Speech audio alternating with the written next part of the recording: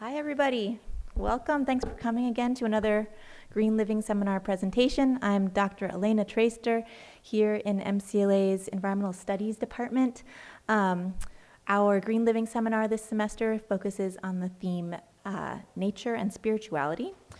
All of these presentations are free and open to the public. They take place here in the Feigenbaum Center for Science and Innovation, room 121. You can find the schedule for upcoming presentations on our website at www.mcla.edu/greenliving. And so our presentation today will again go for 40 or 45 minutes or so, and then there'll be a Q&A at the end, so please hold your questions and ask your questions in the Q&A.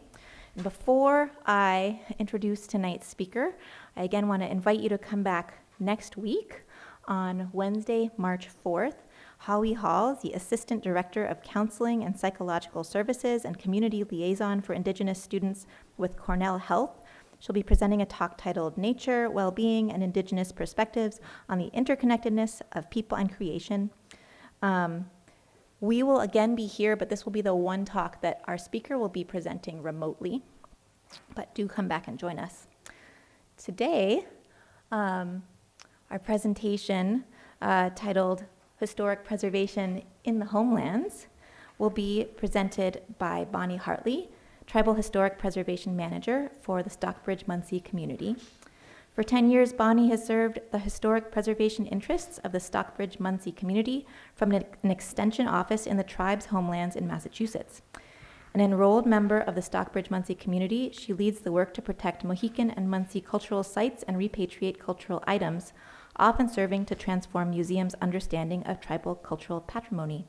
She holds a Master of Social Science degree in International Relations from the University of Cape Town, South Africa, and a Master of Fine Arts degree in Creative Writing from the Institute of American Indian Arts. She serves on the board of the Erie Canalway National Heritage Corridor and the National Community of Practice Steering Committee.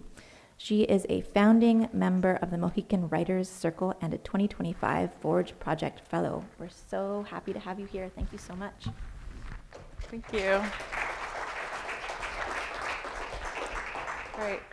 Konaman Thitma. My name is Bonney Hartley. Thank you so much for inviting me and everyone for coming out. I am going to present about historic preservation here in Mohican Homelands, where MCLA sits upon and where I now live. And I guess before sharing, I wanted to let you know who your speaker is, a little bit about where I fit in. It's kind of part of Indigenous perspective of relationality and positioning yourself. I'm not alone, this is who I come from. So my people through my mother I put some of my ancestors that go back to this place. So even though, as you may be aware, and I'll share more about, our community today is on a reservation in Wisconsin, our homelands are here. And some of my ancestors from these lands who fought in these lands in the Revolutionary War, or earlier, or after, or are buried here, that I'm really connected to still and proud of. I put a couple of their names, David Nananikanak and his father, King Ben Kokwenanat, and I really love to remember them, to say their names on the homeland, and I believe that they're present, with us. And some of the pictures here are in the middle of the canoe. This is at Mission Lake in Wisconsin on our reservation now. And in the middle is my grandmother. Her name was Thelma Davids Putnam, or Nahananaskwa is her name. And she's also in the bottom left picture with the long braid on the side, and that's her family. So just wanted to share that. And then my son, Norbu, is here in the picture. And this was at the roundabout in Williamstown a few years ago when I moved here. And he is now 10, so he's older than that, and he helped me with the animations and the slides tonight. So if that works, then that's credit to him. And Norbu is the first birth in our homeland when I gave birth to him here in Troy, New York. He was the first Mohican, Stockbridge-Munsee Mohican born in our homelands in some 250 years.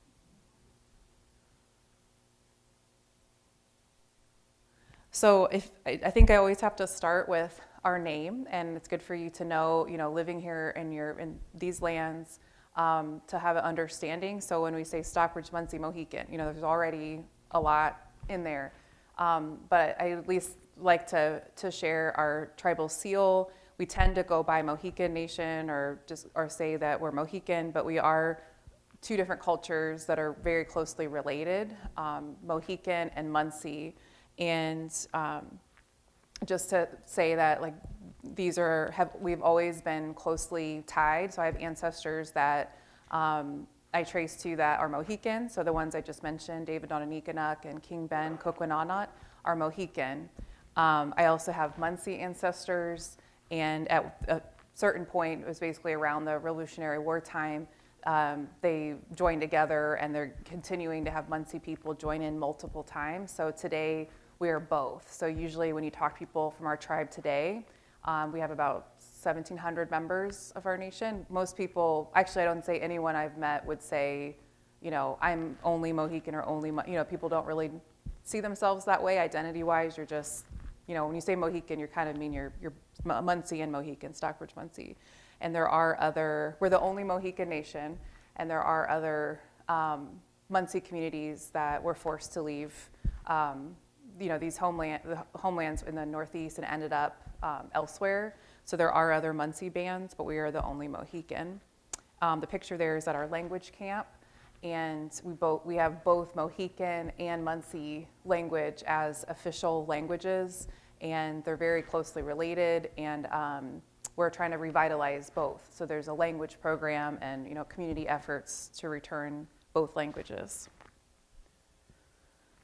And the reason why we're so closely interrelated is because of the land, because of geography. So everything for our community goes back to the Mohicanatuck or the Hudson River. So that's really like our namesake. We're the Mohicaniuc, the people of the waters that are never still, referring to that water because it goes both directions most of the way. And the Munsee, our Munsee, part of our heritage is further south, like so Manhattan and that area, lower Mohicanatuck, and then Mohican is more, the heart of that is really more around like Albany. So it's kind of in some ways like the capital of Mohican homelands is the capital, what today is the capital of New York. So just to give you a visual of like when we say our homelands, we're not only referring to North Adams or the Berkshires, but to us it's this kind of span of place. And these are the lands that for the work that I have the honor of stewarding for our tribe. Today I work for our tribal government. Then this is kind of the territory, the extent of the territory that we're covering every day and trying to protect cultural sites and return ancestors and items. So again, you're familiar here in North Adams, the Berkshires, you can see our homeland in the Northeast. But for a couple hundred years now, we've been forced to remove multiple times and have ended up in Wisconsin. So you can see where Stockbridge-Munsee Community is there, that kind of corner, that little corner of this reservation is Menominee Nation. So we're kind of like a cutout corner of their reservation. And of course, so we're on Menominee land, and their area was, like all tribal nations, was much larger than that small area that they have today. But that's where we've ended up after multiple removals, of colonization. So our community, our seat of government, all of our offices and things, except for historic preservation, are based there. And we are alongside, many other tribal nations in Wisconsin.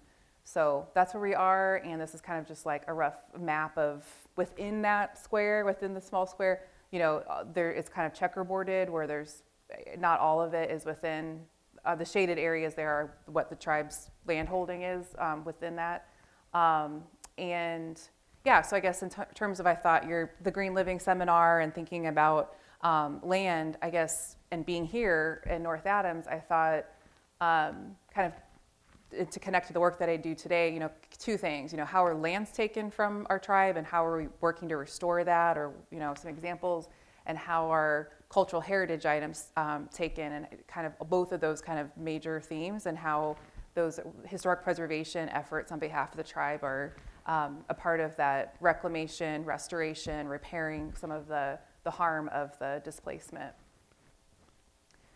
So about the lands, to share that kind of a timeline, just so we're all on the same page, of our first contact back in 1609, multiple, it wasn't one removal cleanly or something from the Berkshires or Upper Mohicanatuck to Wisconsin. This is, of course, a result of history. So an original contact with Henry Hudson, then later being forced with increasing encroachment, European encroachment, then moving to Stockbridge, Massachusetts. So when we moved there, Stockbridge was already part of our territory and homeland and a known village, but it had a whole other history then in the 1700s of becoming a colonial town formed specifically for our tribe out of an agreement that we would stay there and accept that being, the bounds of our territory now, and that we would co-govern with 4 English families and a reverend. So that was how that part of our name now, the Stockbridge-Munsee Mohican, we're always referring to ourselves then as specifically the people, that were there, that were in Stockbridge and took that, made that agreement to live there. And I included North Adams in here, to be relevant to where we are, that even when ancestors, like my own ancestor, Notanikanak, when he was in Stockbridge, Massachusetts in the mid-1700s, it's not like everyone is staying, again, one place. There's a lot of movement and connectivity across our territory and with other neighboring nations. So anyway, so he was one of the signers of the land agreement for what covers North Adams, Williamstown, this area. So it's very personal to me, that it's a direct ancestor's, home here, who was part of the diplomatic relations and eventually signing the agreements for survival purposes. So yeah, I included in orange all the kind of major points to summarize of multiple removals of ancestors that eventually moved after the Revolutionary War to Western New York among the Oneida Nation in New Stockbridge, New York. We called it that because becoming known as the Stockbridge people after our time in Stockbridge, Massachusetts. And then moving again, people went off in different bands trying to secure land. So one party went to the White River, Indiana, some went to Kansas and Oklahoma. Eventually people moved to Wisconsin along a lake called Lake Winnebago, and then called it Stockbridge, Wisconsin. So that's still a town there that exists, and we lived for about another generation. And then that land was lost as well because it was good land along the lake. And then ended up, our tribe since 1856 has been on the reservation that Stockbridge-Munsee Community is on today. And it's by a town called Bowler, Wisconsin. And then I put in italics just some other examples of returns, because whenever we map or talk about removals, I think it's also significant to talk about returns, and that it wasn't just everybody, again, leaving as one group or never to return, or that by me standing here today that's, some huge, return, that it's a new thing. It's really, in our view, part of a cycle that's never ended, a continuous relationship to homeland and place. So again, some of my direct ancestors were ones that went back to Stockbridge in 1809 to protect a burial site there when they learned that a road project was going to go through.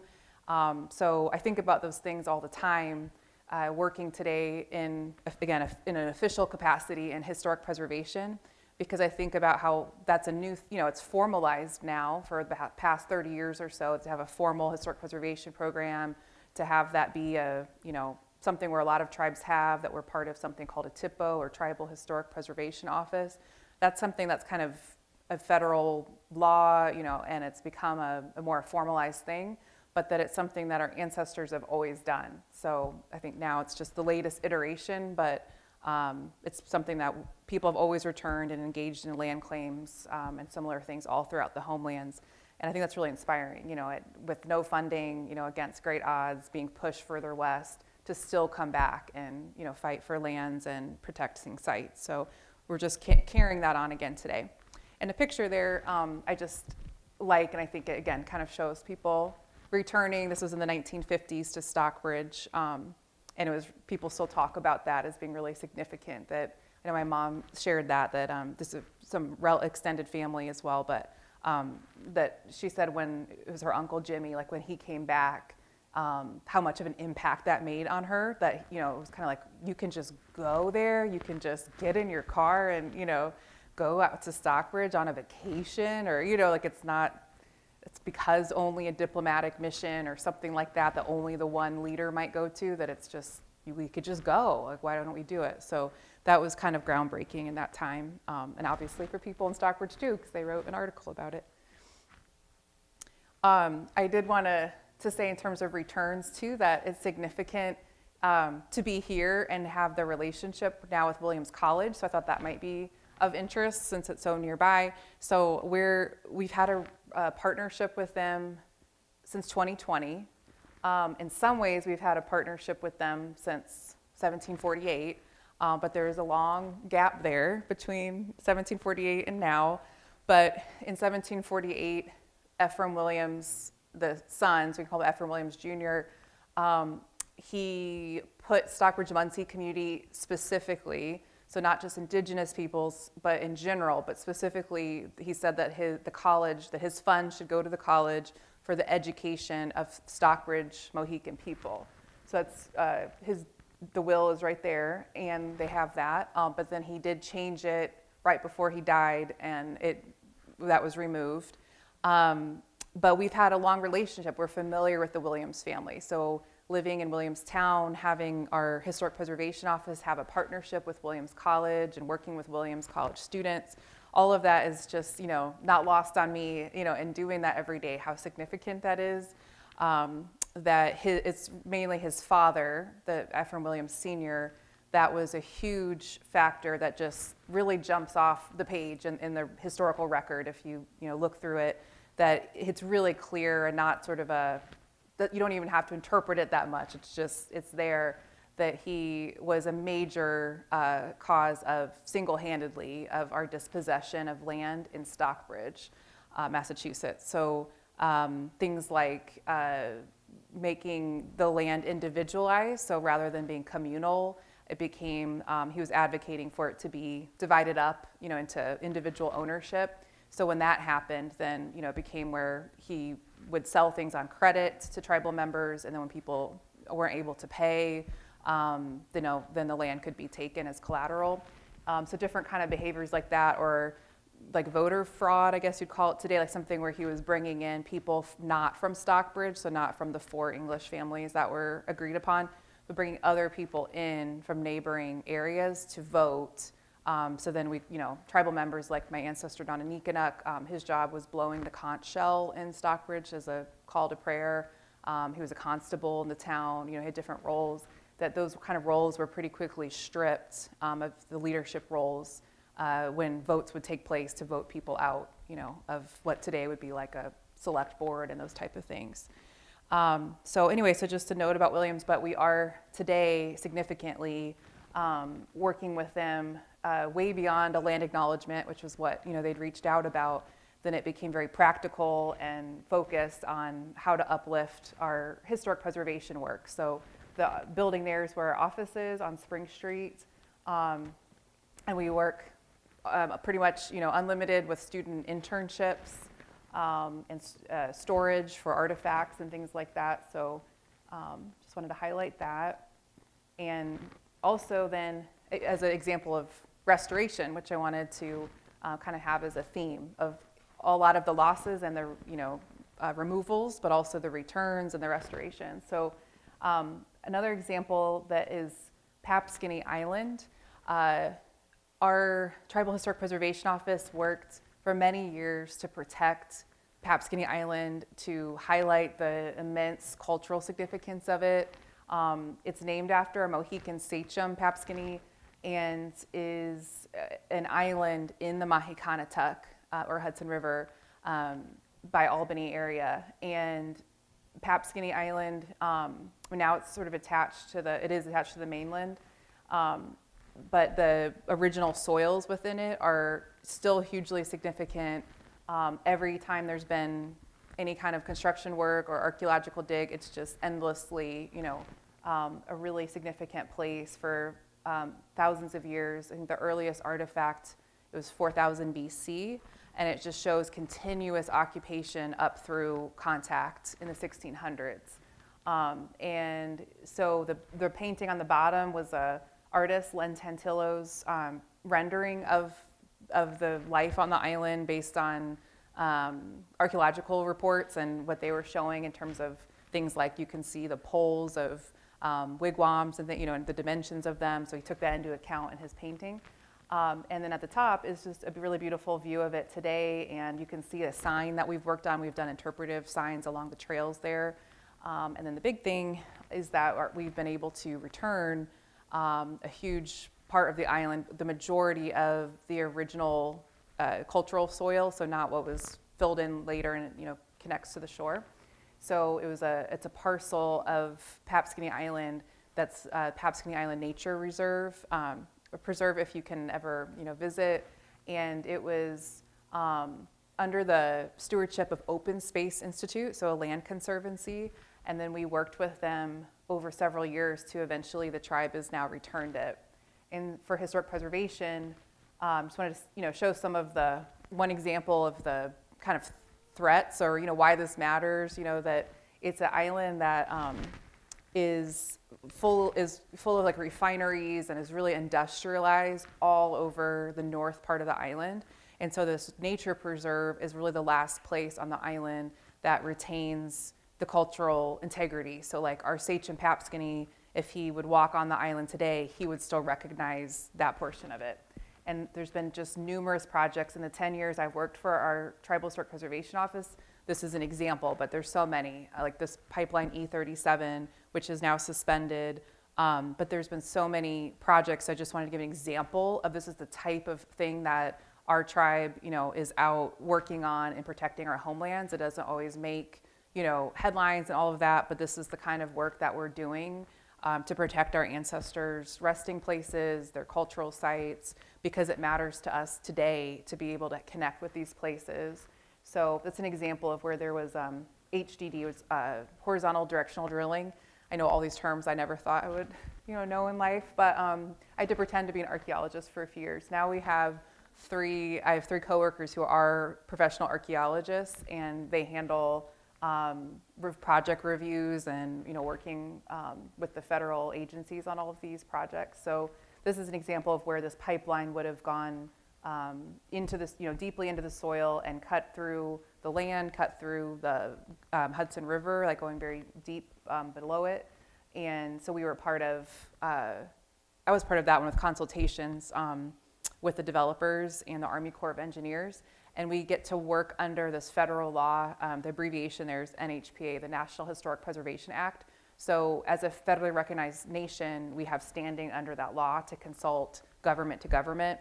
So we consulted with Army Corps of Engineers and gave our input, and eventually that pipeline has not come to be. I guess I hate to say it won't happen because I feel like it can always crop back up, but currently it's no longer like an imminent threat on the island. But this is an example of the type of, there's just Papscony Island, the nature preserve part, the southern part, is really targeted because, I guess to be fair, the island is zoned as heavy industrial. So I can understand, it makes sense to developers why you'd want to be on the Port of Albany area, something that's already zoned that way.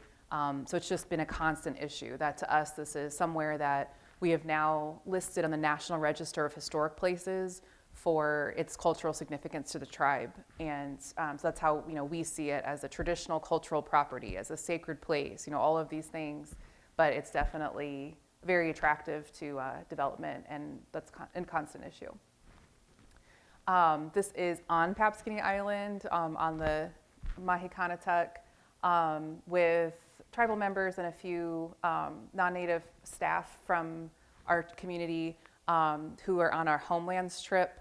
2 summers ago, and this was one of the places that we stopped, and it's just really amazing. Like, as soon as our community gets to a place like Papscony Island, even if it's somebody's first time, there's just that instant, I don't know if you can relate to any sort of experience like that of visiting a homeland, but for us it's really something where as soon as people get here, everyone wants to get in the water, and we're kind of on this end sort of thinking like, careful, you don't know how clean the water is, unfortunately, but like everybody wants to get in, connect, and it's just like an immediate feeling of being in the womb, or being with your mother, like being right at home.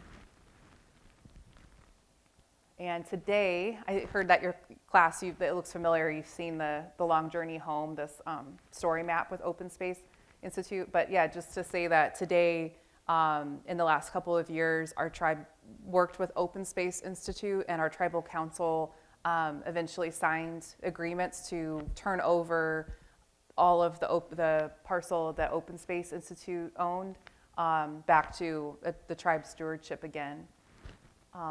So just wanted to share that, and so we've maintained it as exactly how it was, as a open to the public nature preserve that anyone can go to, and that's the plan for it, is to keep it as a conservation area, with knowing that it's full of significant sites of our ancestors and a place where people always want to go today. And there's one of the panels, just for an example, again, I hope you can go see them yourselves, but here's an example of one of the panels, and this one includes some of the community member perspectives on the island, or about the significance that we had generated as part of the National Register of Historic Places nomination. So just to share, this is our tribal council at the time. We have a 7-member elected council, and so that's our leadership. And so just to give an example of how we're raising visibility and respect for the cultural significance of the island. And then one other land back-based example that we wanted to highlight is Monument Mountain, or Mas Waseche, which is the traditional name for the mountain. This is in Stockbridge and Great Barrington border in Massachusetts, and there's, it's a whole, it's a huge mountain or landform. So we returned in the last year or so about 350 acres, so a part of the mountain that hadn't been available, like hadn't been up for sale since our tribe was forced from it, since the 1700s. So it was really, a big deal that it opened up again, that the family who had owned it this whole time was selling it, and our tribe was able to secure state funding, like a grant opportunity, and use that funding to then, as part of a climate resilience initiative, and be able to return this part of our homeland. The picture on the upper right is it's a drawing from the 1700s to show a huge part of why the whole mountain is significant is because there's a cultural practice that is well documented about tribal members like offering a stone in remembrance every time, like walking by the pile. And so that the monument of stones, there's just kind of one person's depiction at the time in their journal of the dimensions of it. So that it was 18 feet long. They have a map there showing where it was. So, and I say was or past tense because it was destroyed by the colonists in the 1700s after we were forced to leave Stockbridge. And it's believed that the stones that people had placed for so many generations on that pile were then used as just like construction material to build in the area. But I'll show you, there is a recreated, we've revitalized the practice, and people have, or I guess, continued the practice and rebuilt in that spot. But I just wanted to show a depiction. And so in their journal, they acknowledged that what they were told was every time one of our community members was there, they would leave a stone in passing.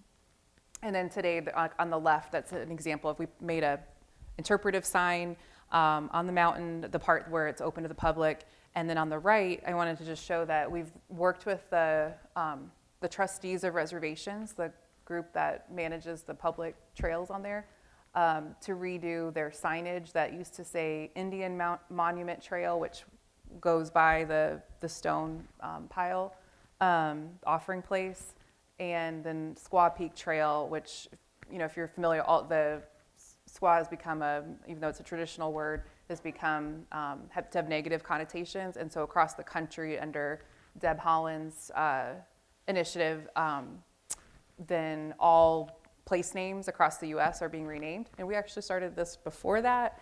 But our name for it draws from the word squaw, which is like woman. So it's called Pisquasso Peak Trail now, which is like virtuous woman or young woman. And so now the trail signs have been redone. And I guess I should say too, the traditional name so there's the monument, the stone offering place, then the Mohican Monument Trail, and then the whole name for the whole land there that I said earlier, the Maswaseje, it translates as the place of the standing up nest, or variously it could be like the fisher, like the animal, the fisher's nest. So that's, if you've been to the top of the mountain on this trail, then that would make sense of what you've seen there at the stones at the top. But this is another, like Papscony Island, I would say that it's a sacred site of the tribe. And so that's kind of what our council's priority has been in terms of returning land to Mohican ownership or stewardship, has been places like this that have just immense cultural, historical significance. And just like Papscony Island, when I said everybody wants to return, get into the water, and reconnect with Mother, that also this one, Monument Mountain or Maswaseje, everybody wants to go, and in any kind of, you know, physical ability, everyone's like, I'm gonna make it to the top for once in my life. Like I'm gonna do it, and it happens, and it's really amazing to see that everybody wants to get to the top, and also to place the stone along the trail for the offering place. And this is the picture of the recreated or, you know, reassembled stone offering place today. And that's another tribal member on the Homelands trip visit. Okay, so moving from land to belongings. With our multiple removals, I just wanted to share another area of our work on repatriation. So I guess to me, before doing that, just a mention of just like lands were taken, and we, you know, have these examples of majorly working to always to claim them, and especially more recently to be successful at some significant returns of cultural sites. The same goes for beyond, you know, for other than the land, for belongings and cultural heritage items. So an example is that once, this is from 1926, so when at this time we would have been in Wisconsin on their current reservation, and just as one example of the kind of things that I work on every day and, you know, I come across are research like this to show that ancestors were targeted. So it wasn't that all these items you might see at a museum were voluntarily given or accidentally, you know, left behind or parted with. Elders especially were targeted for the items that they had. And of course, this is, you know, not in every case, but this is what's very commonly I'm finding. And so the 1920s in particular is just a major time where so often when we're working on returning an item now from a museum, a lot of times it's from this time 100 years ago, where ancestors in Wisconsin were kind of like, with the kind of dawning of anthropology as a science and things, were targeted as having relics. You know, they'd be called that they had different items that were seen as, again, last Mohicans, or that where our tribe is going to die out, and so that they have to go take it upon themselves to get all of these items for museums. And now I feel like I'm often working for a tribe in the, you know, a different part of our story where it's the return of those items and using this type of evidence. I often feel like I say I work in historic preservation. I often feel like I work in like a historical crimes department or something, like of the tribe, that it's like CSI or something. So I'm always gathering like cold cases and constantly reopening and constantly revisiting conversations of the past, you know, are very, very alive and present today. So this is an example of where this ancestor is named Harriet Quinney. Everyone's part of this Quinney family. Their traditional name was Quinacont from this time in Stockbridge, but then became anglicized to Quinney. And so these are just so many examples of where we're working on an item like this wampum string that you can see Harriet wearing there. These are obtained from museums, and they know about it so much that they're saying in the articles, oh, this person died, let's go to the home, let's, get these relics. And so we're often using documents like that to show, even if a museum might have a receipt essentially for an item or documentation of how they obtained it, that it's kind of like calling into question the ethics of that. And, were people pressured out of items? In this case, looking into Phoebe Quinney in 1926, there's records of her saying that she was off to the poorhouse, as she put it, that she was about to lose her farm, that she had no other family that were going to take over. So it's kind of like the circumstances of the time. What other options, did people have? It's also, the Depression, and also in federal Indian policy. By that time, we were about to lose the land again. So I remember my grandma talking about this. This was a time when she was born in 1901.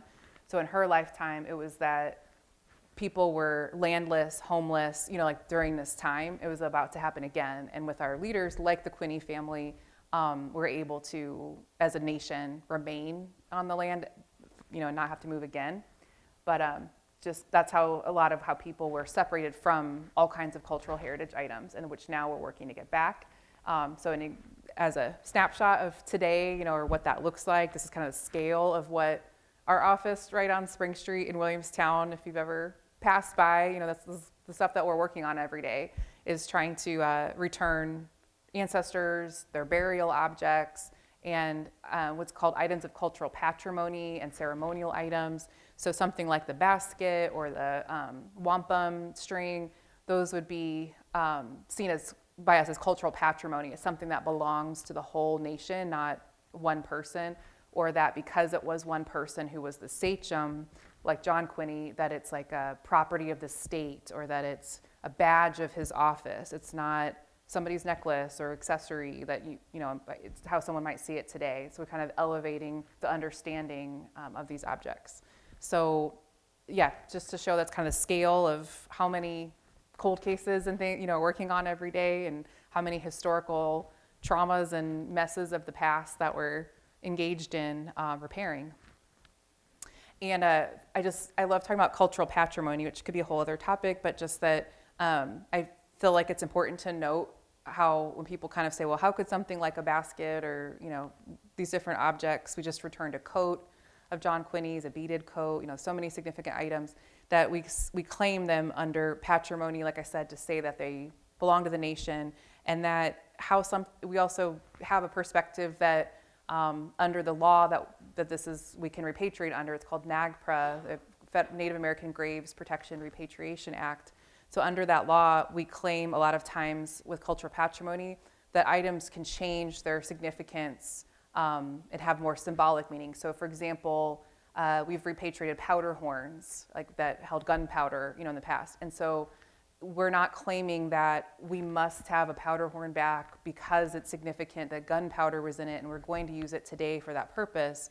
But we're saying this at the time, it may have been a more utilitarian item that the ancestor carried, but that today we see that differently. Like that's a symbol of leadership. It's a symbol of, how we were able to stay together after so many removals. It's a symbol that leader inspires us, for the statesmanship, of staying together as a people.